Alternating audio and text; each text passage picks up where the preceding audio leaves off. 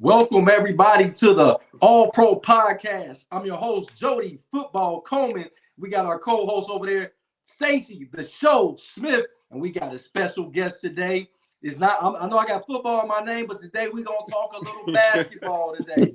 And we got a very special guest from the Florida State Seminoles Elite 8 basketball team, Chuck Graham in the building. Hey man, appreciate y'all. Appreciate you having me, man. Hey, Man, no, we're honored. We're honored. We're honored, appreciate you. It's definitely an honor because what you did in basketball, I was about the same age, and I watched you play. And I'm like, man, when I watched you play, y'all had that great Seminole team down there, and it's crazy because I'm from Ohio. So for us to see what y'all did and going to the Elite 8 and getting very far down there. How was that? Even though I know you want to talk about your freshman team and being recruited, but I want to talk about that first. How did it feel to get that far, get into the Elite 8 when you're not really looking at Florida State as a basketball school as of yet? Well, first of all, it was a tremendous time to be down there.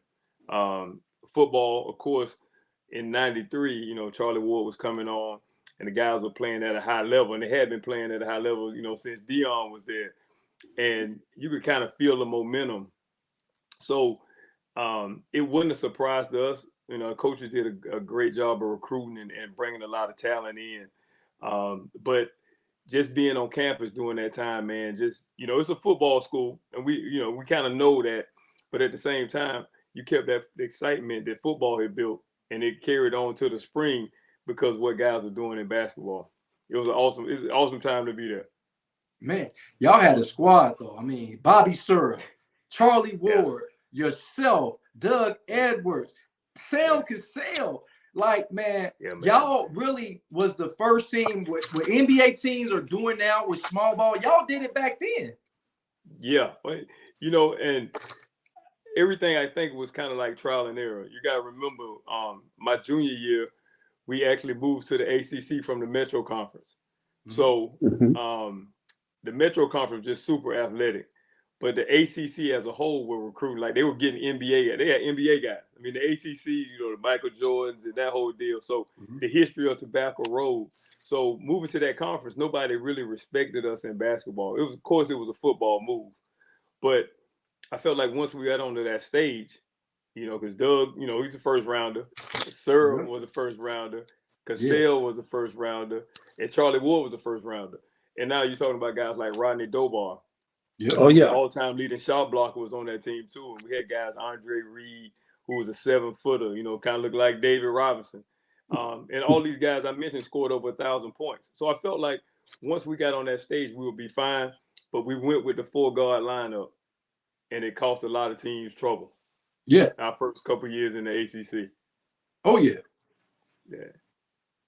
So I see you averaged, and I don't know how these averages come out, but your career point average was 11 points and 1 assist per game. I mean, do you think the season that you got injured contributed to not doing as well as you wanted to do as far as a point standpoint go? Because I watched your whole game. I watched you play in person, and you have a lot of Penny Hardaway in your game as far as your post-up goes. Explain your game to them, and why is the post-up a lost art these days? Well, I mean, I was kind of a bigger guard at the time, so it was a couple of mismatches early on in the season or whatever, and I was able to develop a turnaround. Then I had a 42-inch vertical, which kind of like allowed me to get my shot off. So I felt like if I can get people on that block and turn around, I felt like I had a great chance of making it, or maybe even finishing at the rim. Yeah. So my game was primarily just based on my legs and athleticism, and I could shoot the ball pretty well. So in terms of, I think going into my junior year, which was my best year point production wise, and that was the first year we was in the ACC, and I averaged 13. But when you were on a team that was surrounded by so much talent, it's kind of you got to find your role, and for a lot of young guys, and it was difficult for me at first. You coming out of high school and you the man, you used to averaging 20 points a game or whatever. But when the brotherhood that we had and the brotherhood that we shared and we still have to this day, finding your role and playing your role was essentially like, I would rather be here. I would rather be here and play my role to help the team win rather than to go somewhere else and try to put up numbers. They certainly don't have that with the NIL going today. They don't build them like that anymore. So you mentioned Charlie, and we're not going to make this interview about him, but you mentioned him. But describe what were your battles like, because I seen an interview where you guys, you got your kids got to play his kids in basketball. Tell us how that turned out, and tell us a little bit about you guys' battles in practice and who was your hardest guard. Oh, okay. Well, it goes back with Charlie. I remember seeing Charlie before he played basketball. It was Dade Street Summer League where everybody in the city played. FAMU, TCC, everybody from Tallahassee played in this summer league. And Charlie came out. And of course, then, he was just a football guy. And once we started seeing him play, now I knew about Charlie because he's from Georgia. I'm from Georgia. So I knew he could play because he had played in high school. But the level of the competition, we just didn't know what level he was on because he hadn't played ball in a while. But Charlie is so fundamentally sound, and he really, really pays attention to detail. So he was actually a perfect fit because he was something that we didn't have on our team at the time. So once he came along, guys embraced him, and the same demeanor that he has in football, that quiet confidence, he brought that to the basketball team, and I think that really pushed us over the hump as a unit. Now going back, we played him in high school. Now he's a high school basketball coach down in Tallahassee. So we played him 3 years ago. Played him 3 years ago. I had a pretty good team. We were ranked in the top 10 in our classification in Georgia. And we went down and lost by 1 point at the buzzer. But Charlie's team that following year came back. They won the state championship. So I was like, look, man, I'm coming back. I got to get my win back. But at that point, man, his teams were rolling. They smacked us the last game. But, like I said, Charlie's my brother, man. And I really enjoy playing with him and enjoying, like, the type of person that he is. Just a high character guy, just well respected. And, for a guy to go through his college career and be the best college football player in the country and not to get drafted and not get an opportunity in the NFL and not letting that, make him bitter. He actually got better. He started working on his basketball game and ended up playing like 13 years in the NBA. So, my hat's off to him.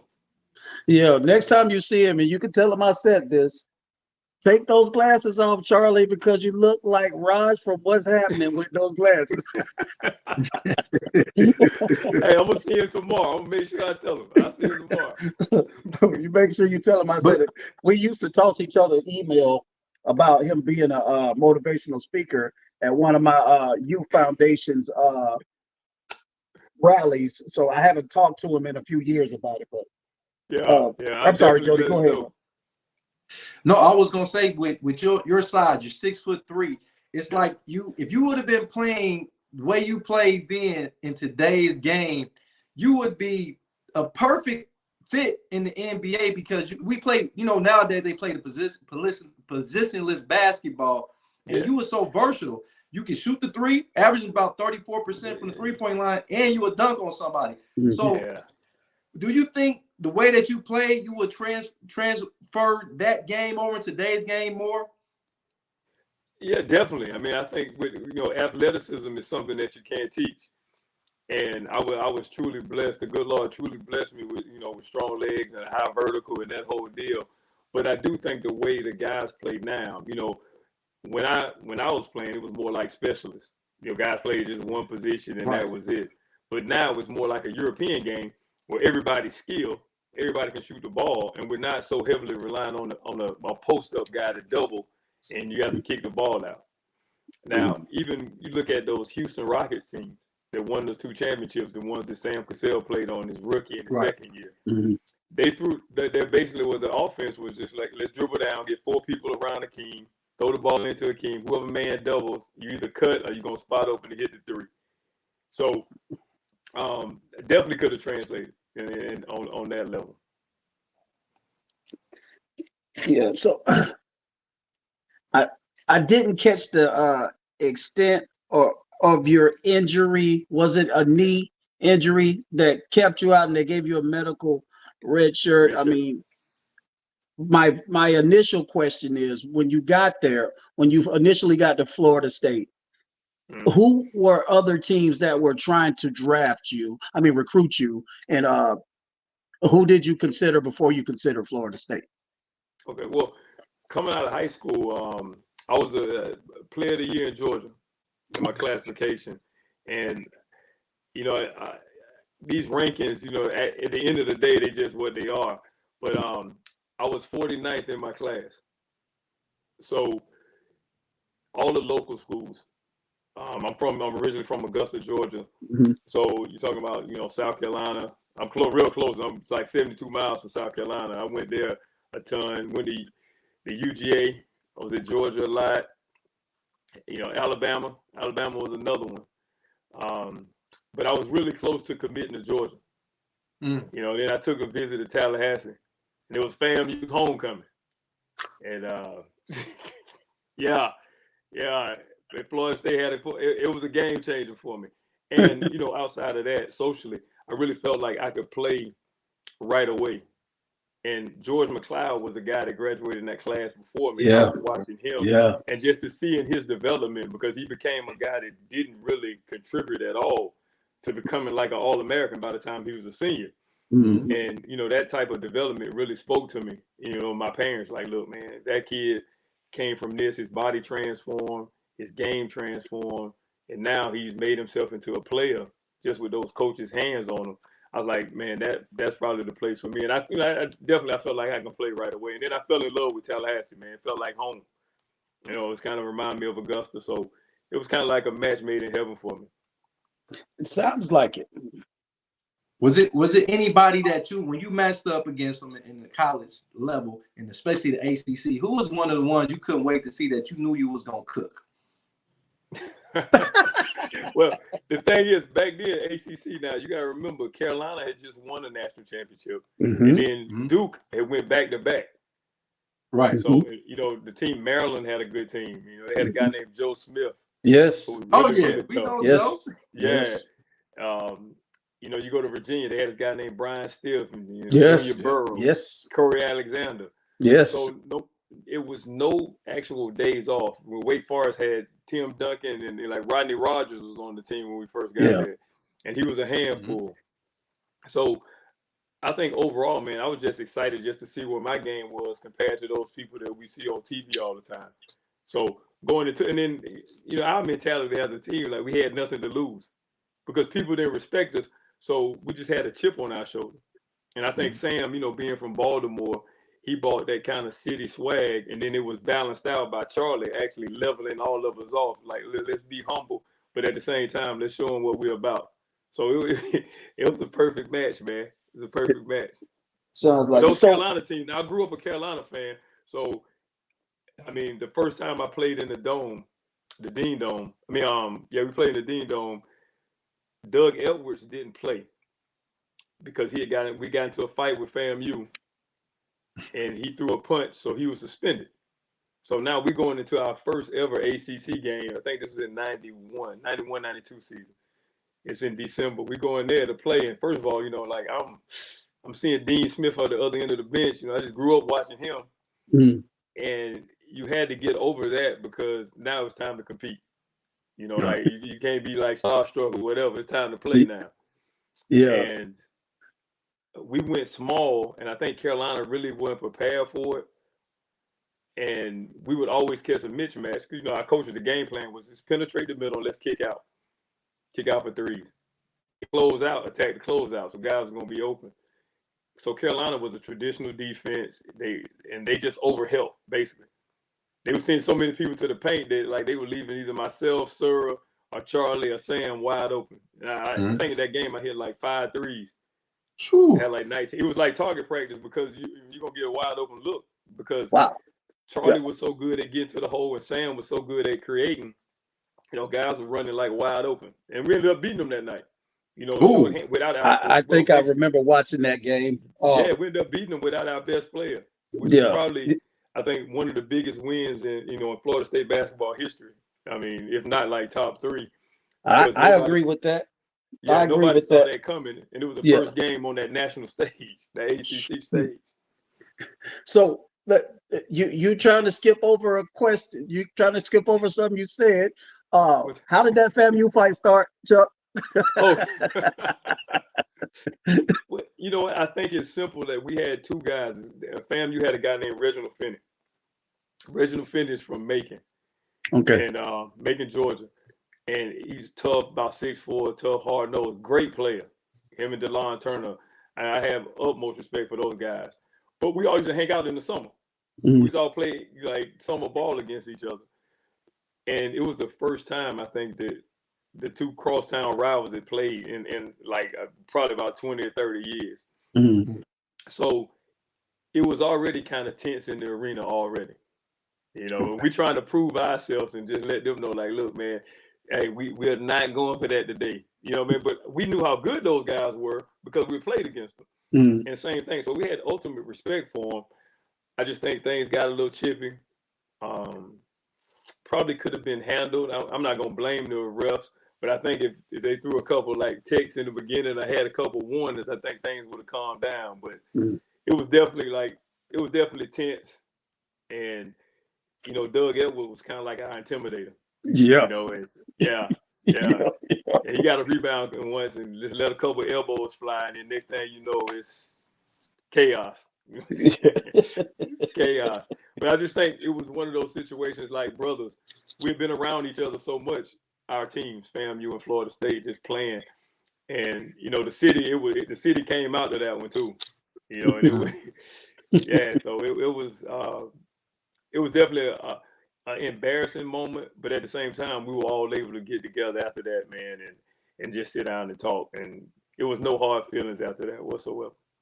They need to give y'all some. They should have gave y'all some tickets for that expensive homecoming. That's what it is for that, man. So we want to talk about your game a little bit more. Like I said, okay, you were Penny before Penny to me. Okay. Yeah, I mean, I see you did stuff, and you mentioned somebody, Charlie, being fundamentally sound, but you did things that we don't see today in today's game as far as boxing out. I see you do a lot of that, being active around the rim for a guard. And like you said, you're a big guard. So, I mean, any amount of helps around that rim, but your block shot game, man. I see you block a lot of shots too, bro. Talk about that. Well, you know, coming out of high school, I probably wasn't known for any defense at all. You know what I'm saying? Really? But yeah, at all. But, you know, again, once you get down to a situation where it's so competitive in practice, you know, and then you just got to find your role.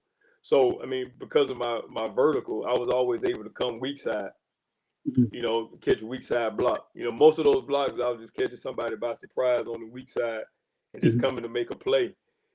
But I think even finding my niche in playing was almost like doing the dirty work. Okay. Especially going to hit the boards. They're going to go rebound because you got like Sam's a black hole and he ain't coming out. He get it. He's going up. Serves cut from the same cloth. So, again, and we were so small compared to the other teams. Yeah. Like, well, most teams, like we'll play Duke, and their 3 spot was Grant Hill. He's 6'8". You know, whether our 3 spot, you're looking at a guy going to be 6'2", 6'3", 6'4". So if you don't box out, if you don't do those little things that help you win, but people that know basketball notice it, but it's not going to show up in the stat sheet, you're going to get blown out by those teams. Yeah. So it's are you willing? And that's the whole thing. I mean, everybody's capable of doing that stuff.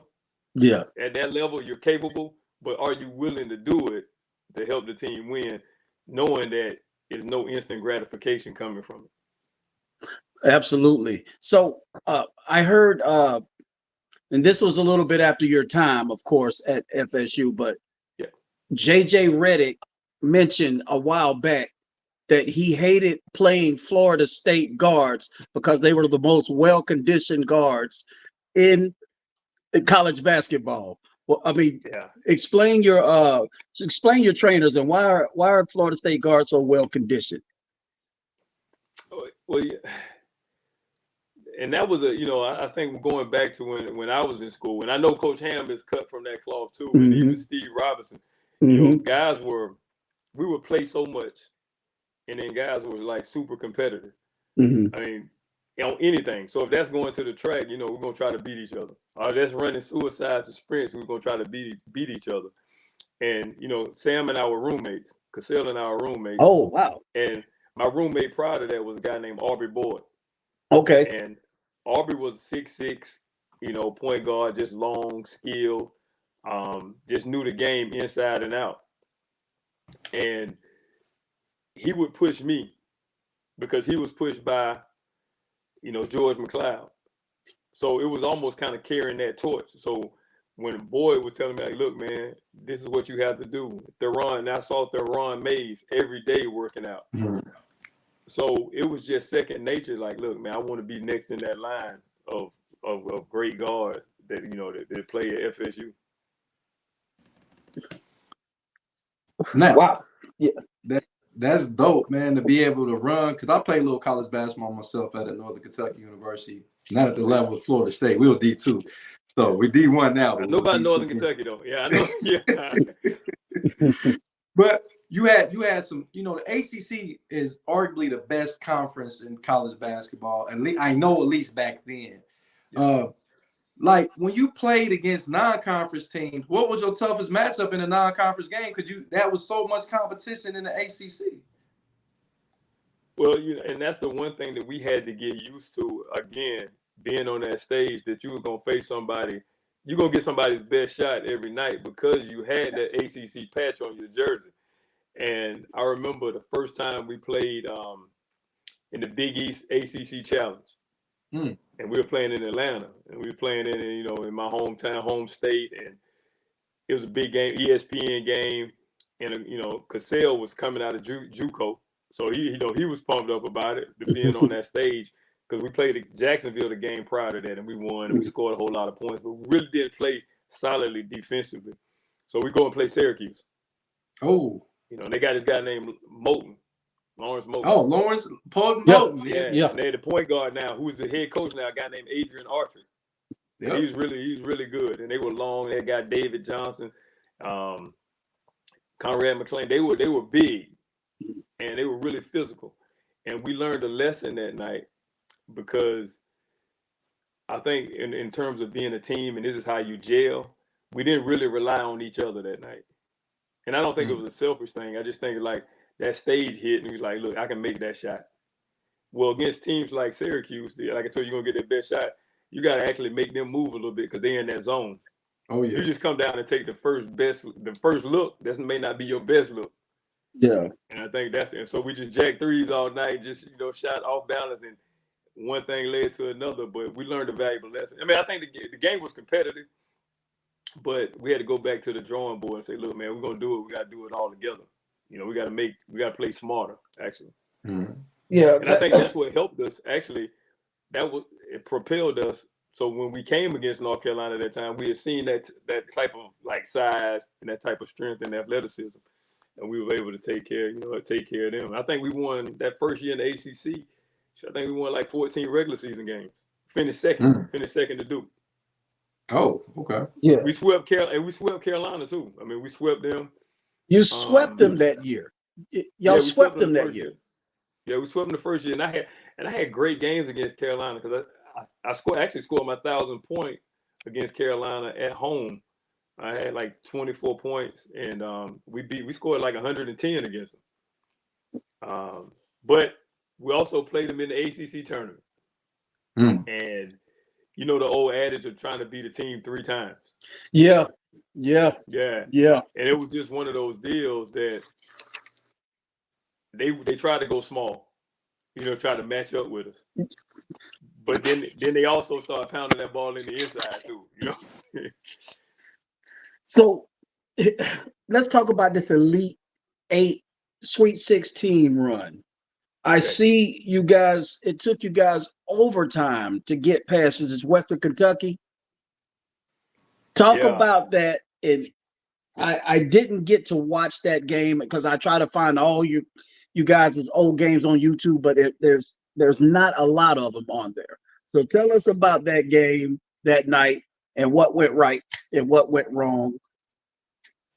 Well, I'm gonna backtrack it a little bit, just to give you the history. Then I'll come to that. Okay. So the year prior, my sophomore year, we won the Metro Conference. Now this is Charlie's first year playing basketball.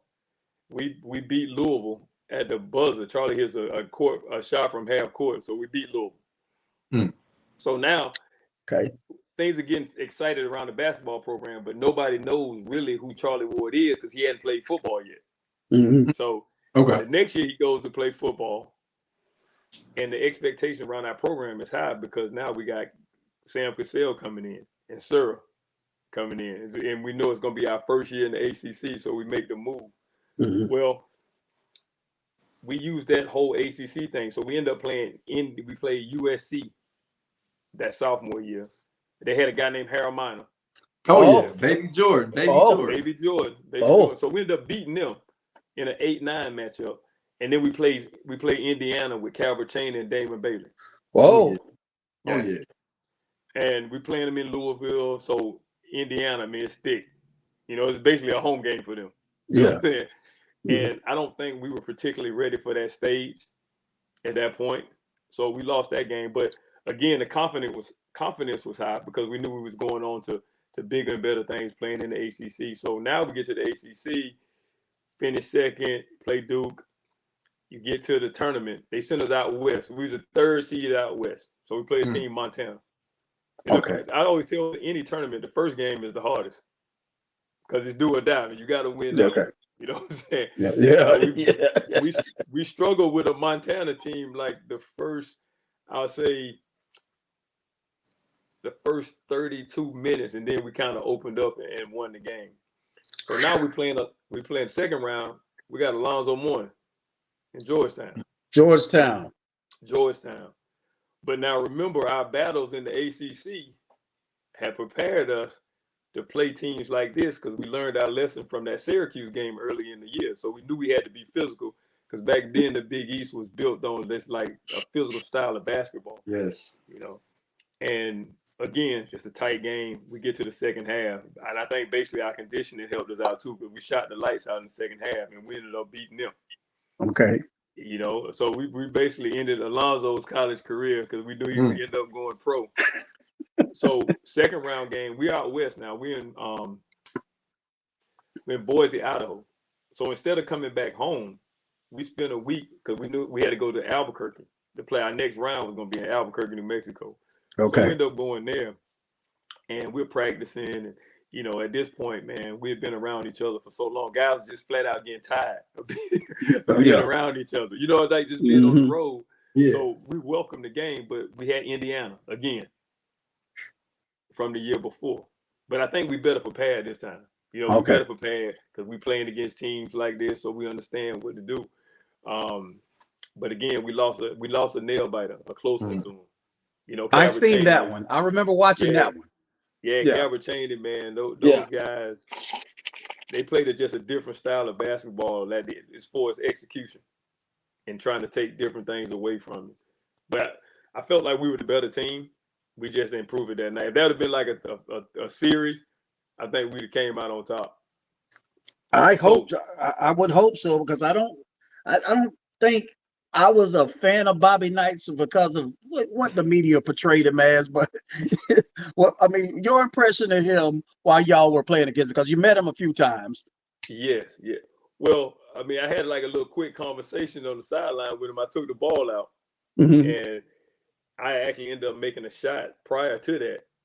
And he was on the sideline. He said, "Hey, look, nice bucket last time."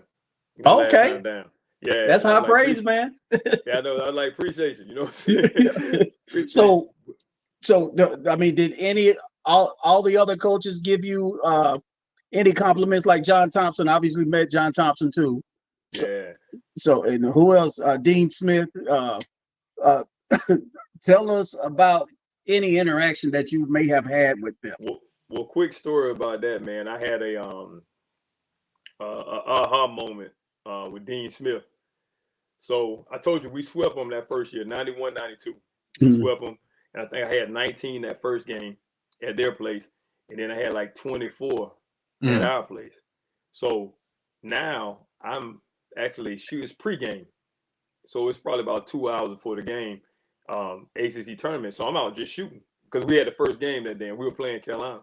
So I'm out shooting, going through my normal routine before a game, and it probably made about like 8 to 10 in a row. And I turn around and sit behind the bench, and it's Dean Smith. And he looks at me, and I continued to shoot. I tried to pretend like I ain't seen him. He looked at me, and he just called my name. He said, "Hey, Graham." And I turned around. I was like, "Yes, sir." And he was like, "Do you ever miss?" And I was just starstruck for a minute again. You know what I mean? I was like, "Whoa, Dean Smith said that? Like, he said he's talking to me?" Yeah. But, and I was like, "Well, I hope I can make all of them today." But unfortunately, I I didn't have a good game that day. They had some else playing for that defense, but it was one of those cool moments, man. You grow up as a kid watching him coach Michael Jordan and Sam Perkins and all those guys that he coached. Yeah.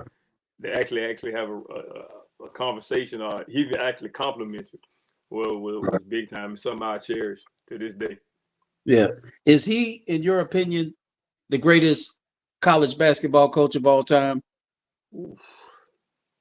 That's a tough one because, in society today, we base so much on winning championships. And I think with his resume, and you have to, I think you have to judge college coaches differently too, because everything changes. I mean, you got to go out and get what you need. It's not just as simple as. But Carolina was at the time they could actually go and plug and play.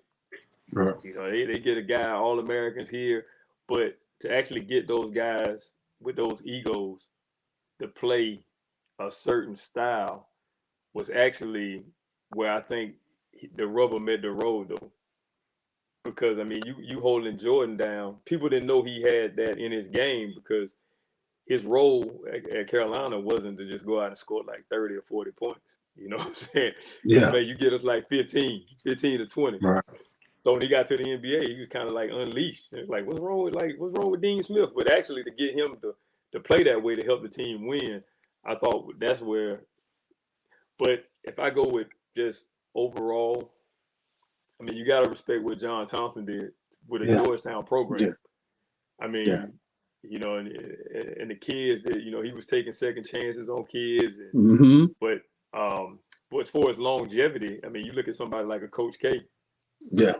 That was able to win those championships and play and adapt to the one and done type deal.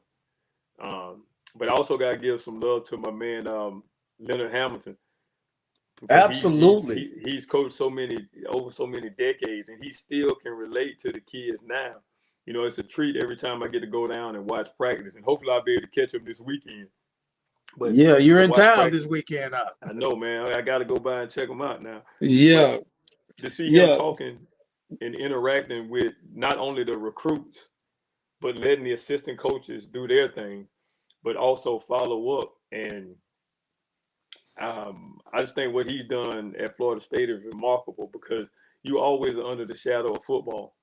You're always under that shadow, which is a good shadow now. It's a good shadow. Great shadow. But, great shadow. Go football, Noles, baby. Football is the bell cow. Yeah. But what he's done at the school in terms of recruiting, getting guys in the NBA, developing, and then most importantly, guys with character that go on and finish school and then are successful in other arenas. I think that's like second to none, man. I agree. Like, this is probably, I guess, one of my last questions, but I have to know, what was your most memorable moment at Florida State, whether it be on the court or just at the university, because it's a historic university. I'm kind of jealous. Y'all got the warm weather and all that good stuff down there. But what was the most memorable moment actually on the court or just in your college days altogether?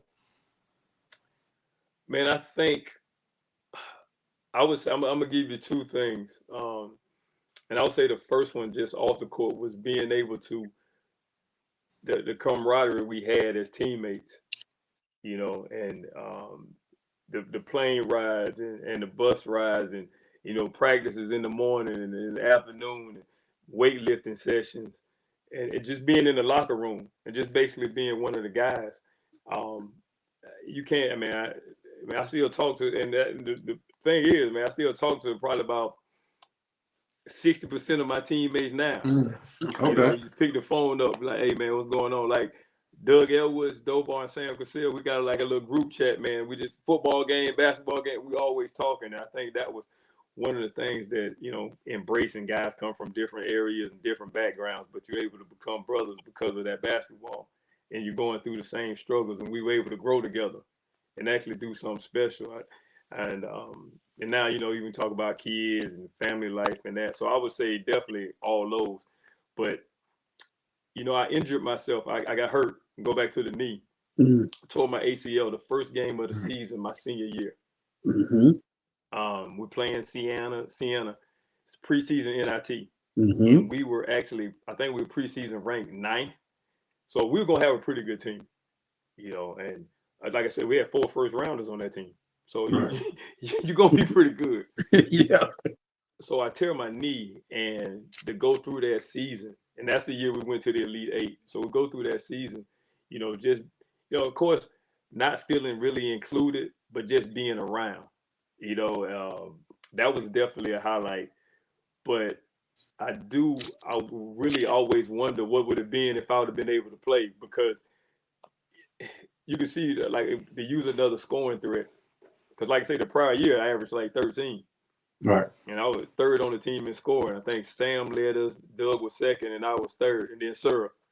So I would have loved to got the opportunity or the chance, but, you know, just wasn't in the cards in terms of just, you know, but rehabbing that knee, man, and, you know, going through that next year. And, you know, I got in some academic trouble, you know, which they put me on academic probation. So got kicked out of school, the whole 9.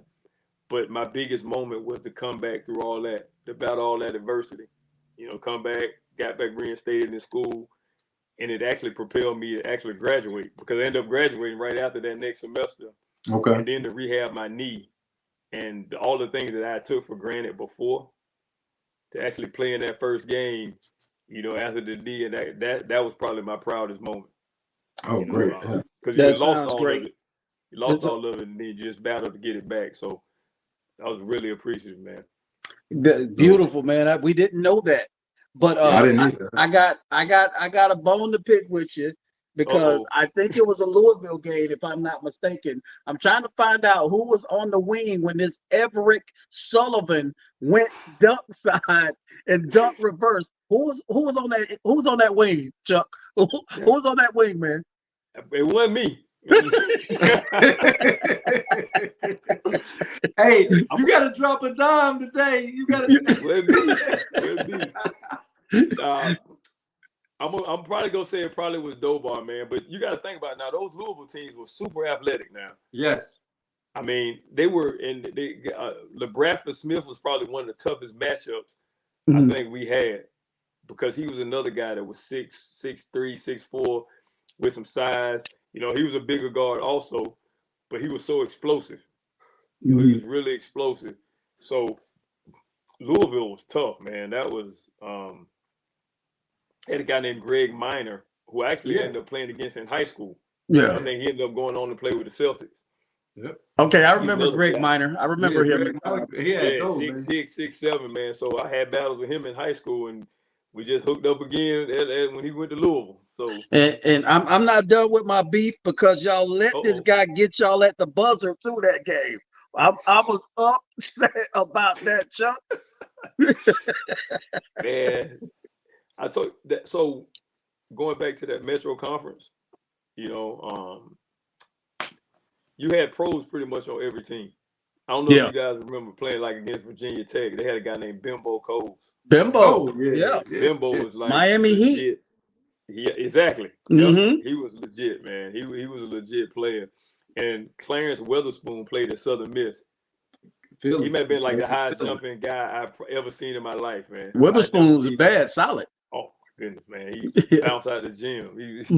He was incredible. So it was a tough league, but like I told you, I felt like once Doug came on board with us, I felt like we in good shape now. We in good shape. Y'all definitely had some great teams. So what we like to do, and we'll get you out of here, man. We're just excited. You see, we haven't stopped smiling since you've been I here. appreciate y'all, man. We like to play our Mount Rushmore, but since we do it with football players, we have to do it. We give y'all a little bit more leeway since y'all play on the hardwood. I know I'm a football guy too. Now I can give you a Mount Rushmore football. Yeah, well, we're gonna let you do that. We'll let you do that. All right. But All right. we need 5 all-time starters and 2 subs in Florida State basketball history. It's just at Florida State, nothing what they did in the pros, but what did they do with Florida State basketball history? Let's go. Oh, you want 5 starters and 2 subs? Then 2 subs. I'll add a third one because you deserve that. All right. Well, during my era, I think it was kind of like the heyday, even before I got there. So yeah, I want you to from Florida State's entire basketball history. Oh, okay. All right. Whew. Woo. I think you have to start with. I'm gonna have to go with Sam first. Cassell. Okay. Put Cassell down. Okay. Just for what he did in 2 years, man, it was kind of remarkable though. He ended up scoring 1,000 points in 2 years, so I'm gonna go with him. Okay. I'm gonna have to go with Mitchell Wiggins. Okay. Yeah, Wiggins was, he was tough. Okay. Tough matchup. 6'5" guard. Tough matchup. Then I think you gotta go Doug Edwards. Okay. You gotta go Doug. George McLeod. Okay. You gotta go George. Okay. And then it gets tough because you will allow you to put yourself in there over here, Chuck. So I'm gonna wait. I'm gonna wait to throw myself in there. Okay. I'm gonna wait to throw myself in there. I'm gonna get these starters knocked out of the way first. Okay. But Al, you guys remember a guy named Al Thornton? We do. Yeah, we love Al Thornton. Al was, he was a straight dog on some teams that were pretty decent, but they just wasn't upper echelon. But he was a straight dog. Now, I always love seeing this kid play, and I'm gonna go with him with one of the subs, a guy named Terrence Mann. Oh, we love Terrence Mann. Terrence Mann is just like a different animal. Yes, he is. Yeah, he's a different. And I got to give some love to Fasell. Marcel. Yeah, Devin he's nice. He's nice. And then it's so many guys, man. This last spot, I want a guy named Tony Dawson who played back with we know Tony. George McLeod. Yeah, we know Jared Tony Stackhouse's brother. Yeah, Tony Dawson was a bucket getter. Yeah, score. And you got guys like Theron Mays, who I played with. Love Theron. His son, Rathon Mays. Xavier. Yeah. Mike Polite. Yeah, he's an OG. Ooh, but I think the last spot, man, is even though he only played like a year, I think you gotta go with Scotty Barnes. You gotta go with Scotty Barnes. Yeah.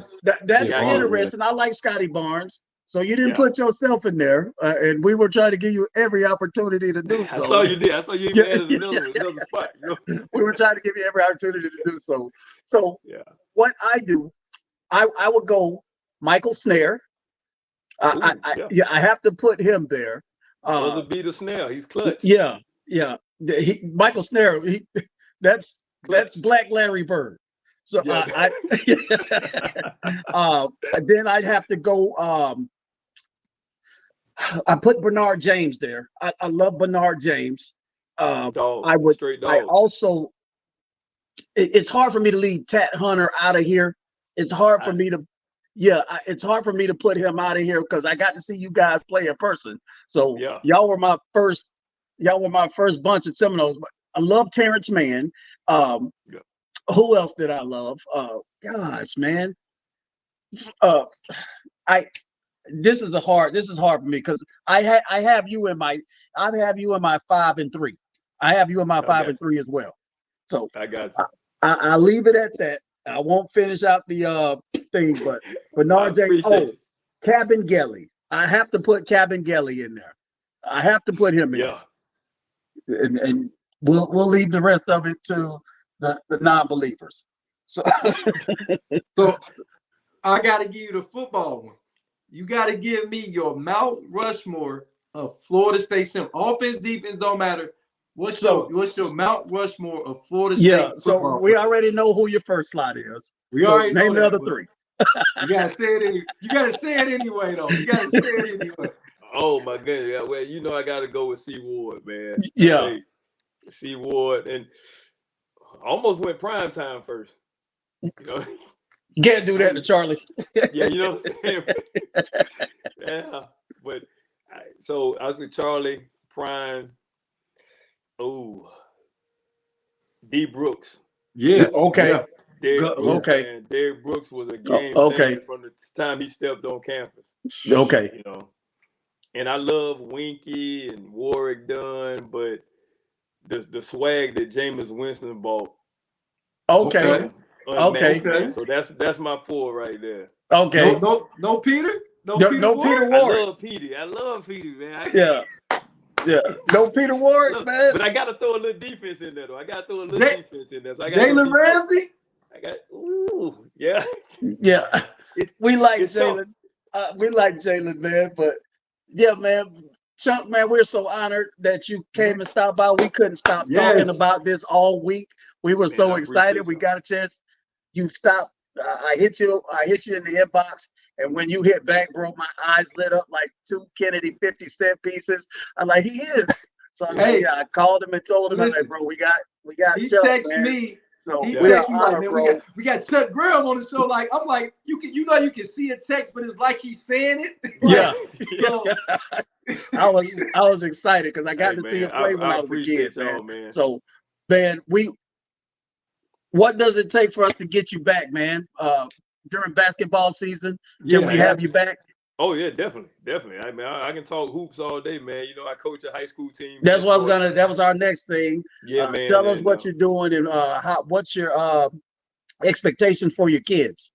Well, I coach. This is my 7th year as a head coach. I coached at this high school called Gainesville High School. Yep, that's in Georgia, right? In Georgia. Yep. Mm-hmm. I left there and I moved over town. I'm across town. I'm at this school called West Hall. It's my first year here. And so far, man, I've been really impressed with the way these kids have been working. And, I'm super excited for the season to start. We'll start official practice on October 23rd. But we've been hitting the conditioning, in the weight room, and I think we prime, man, to have a pretty good year. So I'm excited. I know they're excited. So yeah, man, I come back and talk hoops all day now. That's what we want, man. That's exactly what we want. Before we go, ask you one more question. Do you have any desire to coach D1 basketball or D2 basketball? And if Florida State comes knocking, will you answer the door? Oh, definitely. Okay. But one of my deals is, man, like I'm at the high school level, and like I say, I took a lot of things for granted when I was in high school, and just to see the development of the kids, man, on a level of we're trying to produce, champions on and off the court, even with that character. I mean, you couldn't ask for a better job. Amen. But I would love to, coach on the high school, the college level or whatever. But right now, man, I'm overjoyed with what I do now. Good. That's good, man. Once again, man, we are honored to have you stop by. And please come by and stop and talk to us anytime. We got each other's phone numbers now, so I'll be pestering you. Hey, man, you said you're going to come and talk hoops with us, Chuck. Oh, we'll just start. Hey, look, we'll start texting during these football games too now. Absolutely. And we would like for you to send the elevator back down. Tell Sam, Charlie, Boda, and all of them. Hey, man, come stop by the podcast. We love y'all. We love your stories. I'm gonna get Doug, and we probably all need to get on together, which would probably be hilarious, though. Yeah, okay, that would be great. Let's do that. Let's do that. Hey, I'm about to text him now. Hey. All right, bro. We want to thank you for everything you have done for the game of basketball, and we got more questions for you at another day. We love you, bro. Hey, man, appreciate it, man. I love y'all. Appreciate you. All right, thank you, bro. All right, thank you.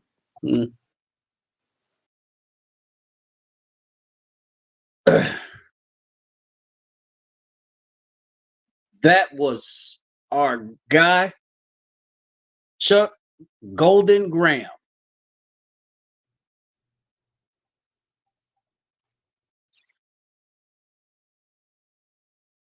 We are honored he stopped by.